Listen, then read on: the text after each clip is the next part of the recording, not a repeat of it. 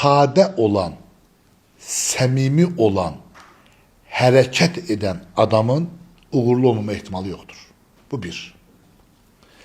Səmimi olan adamın strategiya və taktikaya ehtiyac yoxdur. Strategiya və taktika inkişaf mərhələsini gəlişdirmək üçün lazımdır. Deyəcəm, sadəlik və səmimiyyət sadəlövlük, aldanmaq deyil. Sadəlik budur.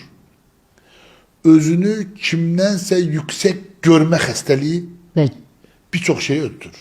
Sadəlik budur. Sən heç bir səbəbin qarşısında əzilməyəcəksən. Duruşun adı aciziyyətdir bunun.